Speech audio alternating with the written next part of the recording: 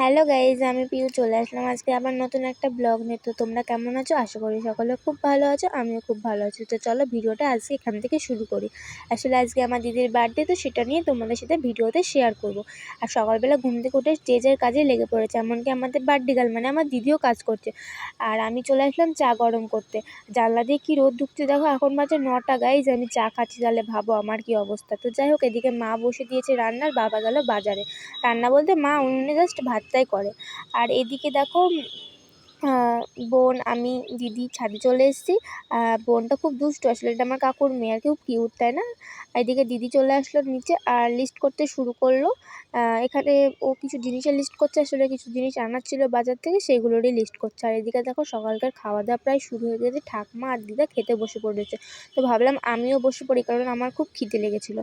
আর আজকে সকালের মেনুতে ছিল ভাত, ডাল, আলু ভাজা। জাস্ট অসাম লাগে আমার, সত্যি বলছি গাইজ। আর এদিকে দেখো দিদি আর জিজু রেডি হচ্ছে, কারণ ওরা যাবে বাজারে। তারপর আমি স্নান ধান করে বসে পড়লাম একটু রাঁধুনিগিরি করতে। আসলে রান্নাটা মায়ে করছিল, আমি জাস্ট একটু খুন্তি নেড়ে দিলাম, এই আর কি।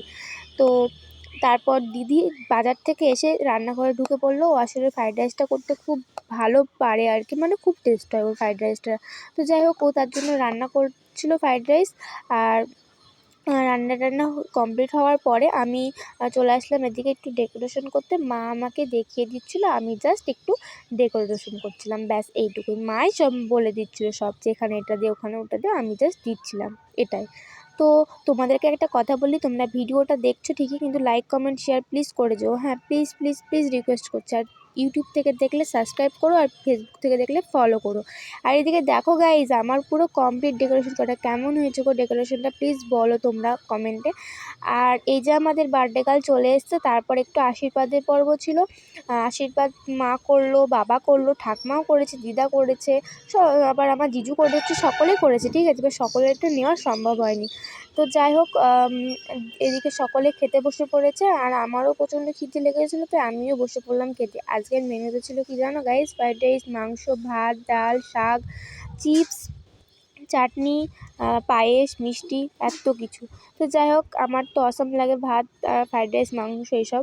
তো যাই হোক, এদিকে বোন বসে পড়লো খেতে। তো তারপর ছিল আমার পড়ানো, তো চলে গেলাম আমি পড়াতে। তো ভিডিওটা আমি এখানেই শেষ করছি গাইস, টাটা।